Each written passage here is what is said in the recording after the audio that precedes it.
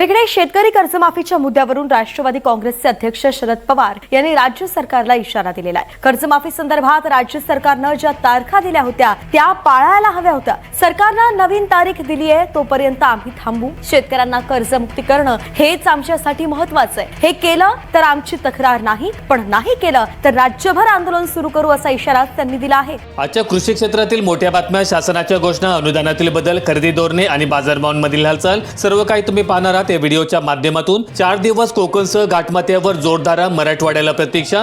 अनेक जिल्ह्यांना yellow alert जारी। कोल्हापुरामध्ये 5 बंधारे पाण्याखाली। पूर्वेकडील राज्यांमध्ये कमी दाबाचे क्षेत्र निर्माण झाल्यामुळे महाराष्ट्रातील हवामानात वेगाने बदल होत आहेत। पुढील 5 दिवसांमध्ये राज्यातील काही भागांमध्ये विजांच्या कडकडासह वादळी पाऊस पडण्याची शक्यता वर्तवण्यात आलेली आहे।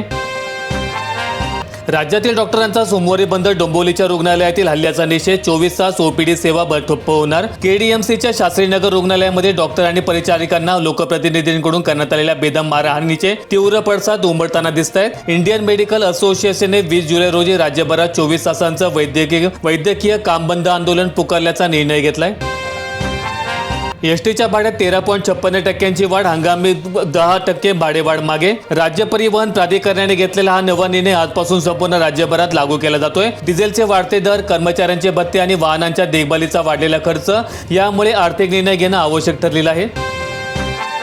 मराठा समाजाला ओबीसी प्रमाणे शैक्षणिक सवलतींचा लाभ। महाविद्यालयांना अंमलबजावणीचे निर्देश। उच्च शिक्षण विभागाने 15 जुलै 2026 रोजी जारी केलेल्या पत्रानुसार विविध अनुदानित आणि विनाअनुदानित संस्थांना तातडीने कारवाई करण्याचे आदेश देण्यात आलेत। या नवीन निर्णयानुसार विद्यार्थ्यांना विविध शासकीय योजनांचा लाभ मिळण्याचा मार्ग अधिक सुलभ होणार आहे।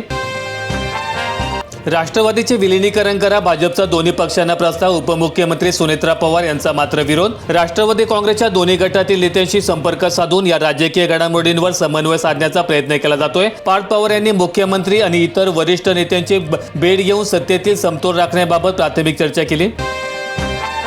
पुणे जिल्ह्यामध्ये फळपीक विमा योजनेमध्ये विक्रमी नोंदणी। गेल्या वर्षीपेक्षा 29,402 अर्ज वाढले। डिजिटल क्रॉप सर्व्हे करावेत, कराटे आवटे यांचं आवाहन। चालू आर्थिक वर्षात मृगबहार योजनेअंतर्गत विविध पारंपरिक आणि नवीन पिकांसाठी शेतकऱ्यांनी ऑनलाईन पोर्टलवर उत्स्फूर्त प्रतिसाद दिलाय। सर्वाधिक सहभाग नांदेड जिल्ह्यामध्ये नोंदवला गेला असून 31 जुलैपर्यंत अर्ज दाखल करण्याची अंतिम मुदत देण्यात आलेली आहे।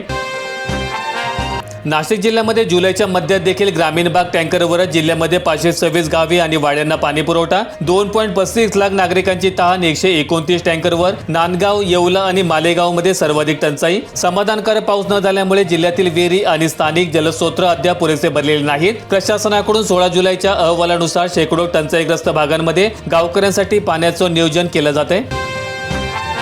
प्लास्टिक नोटा येणार। 10 आणि 20 रुपयांच्या नोटांची चाचपणी सुरू। रिझर्व्ह बँकेची उपकंपनी असलेल्या भारतीय रिझर्व्ह बँक नोट मुद्रण प्रायव्हेट लिमिटेडने जागतिक निविदा जारी केलेल्या आहेत। प्रायोगिक तत्वावर सुरू होणाऱ्या या चलनाची नक्कल करणं अत्यंत कठीण असून यासाठी विशेष पॉलिमर शीटचा वापर करण्यात आलेला आहे।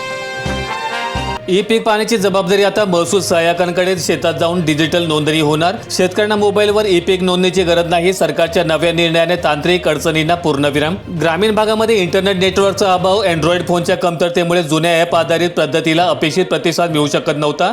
जुलै 2026 पासून सुरू झालेल्या या नवीन प्रक्रियेमुळे अतिवृष्टी आणि दुष्काळामध्ये अचूक नुकसान भरपाई मिळण्यामध्ये मोठी मदत होणार आहे।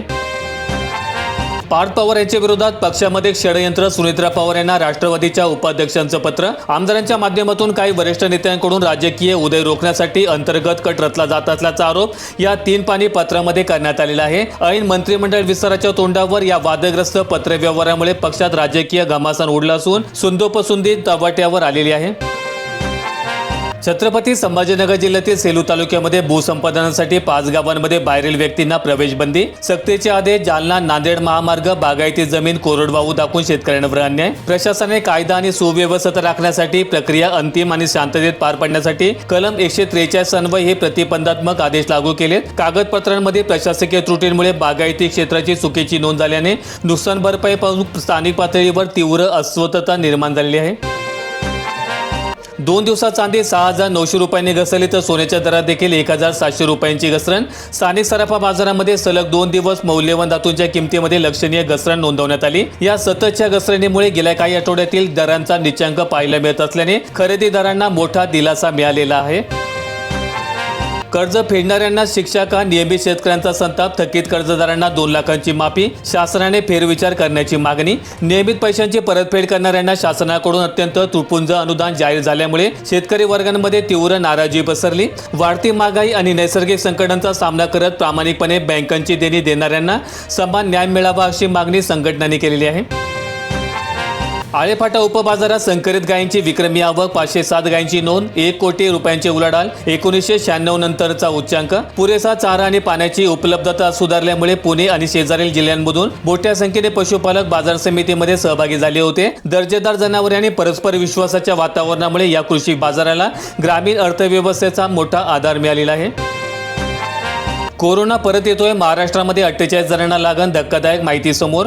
महाराष्ट्रामध्ये कोरोनाच्या महामारीने पुन्हा डोकं वर काढल्याचं चित्र निर्माण झालंय. आतापर्यंत 48 जणांना कोरोनाची लागण झाल्याची माहिती समोर आलेली आहे.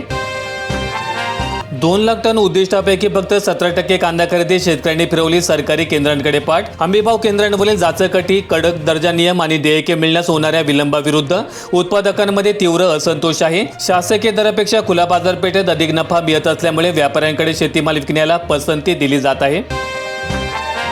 ज्वारीला प्रति क्विंटल 5211 उच्चांकी दर. सासवड उपबाजारामध्ये धान्याची मोठ्या प्रमाणात आवक. पुरंदर तालुक्यामधील या प्रमुख बाजारपेठेमध्ये 1 नंबर प्रतीच्या मालाला चालू हंगामातील सर्वोच्च भाव मिळाल्यामुळे शेतकऱ्यांनी समाधान व्यक्त केले. ज्वारीसोबतच बाजरी, गहू, हरभरा आणि गुळाची मोठ्या प्रमाणावर विक्री झाल्याने व्यापारी वर्गामध्ये उत्साह आहे. मुंबईच्या बाजारात नैसर्गिक फुलांची आवक वाढली. राज्यामध्ये 10 दिवसांपूर्वी झालेल्या पावसाचा परिणाम. 30% दरामध्ये उतरण. दादर आणि भायखळा यासारख्या मोठ्या बाजारपेठांमध्ये जुन्नर, नाशिक आणि सातारा भागातून दररोज मोठ्या प्रमाणामध्ये माल दाखल होतोय. आगामी सणासुदीच्या पार्श्वभूमीवर उत्पादन वाढल्यामुळे सर्वसामान्यांना स्वस्त दरामध्ये खरेदी करण्याची उत्तम संधी उपलब्ध झालेली आहे. मुलींच्या मोफत प्रवासासाठी गती. एसटीचे थेट शाळेतच पास वितरण. अहिल्याबाई होळकर योजनेचा लाभ. सवलतीच्या पाससाठी NCMC कार्डची प्रक्रिया सुरू. ग्रामीण भागातील इयत्ता 5वी ते 12वी पर्यंतच्या विद्यार्थिनींना शिक्षण अखंडित घेता यावं म्हणून मोफत बस पासेस वितरित केले जात आहेत. प्रवासादरम्यान कोणतीही अडचण किंवा तक्रार आल्यास प्रशासनाने विद्यार्थ्यांसाठी एक टोल फ्री क्रमांक देखील उपलब्ध करून दिलेला आहे.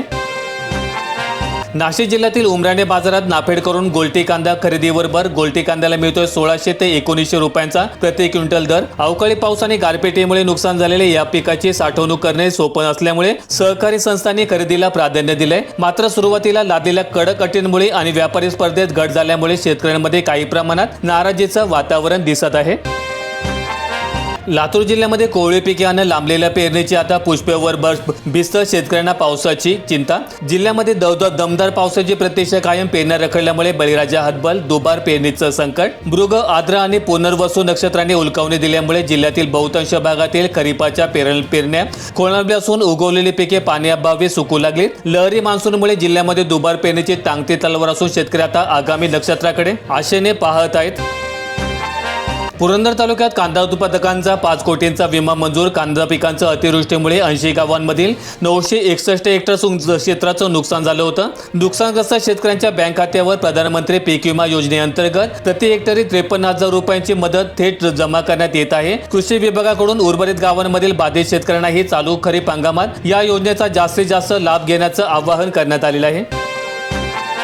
कांदा संरक्षण विम्याचा हप्ता 6 पट वाढला. महागाई. शेतकरी आर्थिक संकटात. 640 रुपयांवरून 3,750 रुपये. हवामानातील तीव्र बदलांमुळे पिकांचं होणारं नुकसान लक्षात घेता संरक्षणाची रक्कम 75,000 पर्यंत निश्चित करण्यात आलेली आहे. मात्र अवघ्या 1 वर्षात विम्याच्या रकमेत झालेली ही प्रचंड वाढ आणि लहान आणि मध्यम शेतकऱ्यांच्या आर्थिक गणितावर मोठा ताण आणणारी ठरत आहे. ऑनलाईन नोंदणीसाठी शेतकऱ्यांना 31 ऑगस्ट पर्यंतची मुदत. यवतमाळ जिल्ह्यात ज्वारी, बाजरी खरेदीसाठी 9 ठिकाणी केंद्र. आधारभूत किंमत खरेदी योजनेअंतर्गत रब्बी हंगामातील विविध पिकांच्या नोंदणीसाठी शासनाने मुदत वाढवून दिली आहे. मार्केटिंग फेडरेशन मार्फत जिल्ह्यातील 9 वेगवेगळ्या तालुक्यांमध्ये खरेदी प्रक्रिया सुलभ करण्यासाठी विशेष व्यवस्था करण्यात आलेली आहे.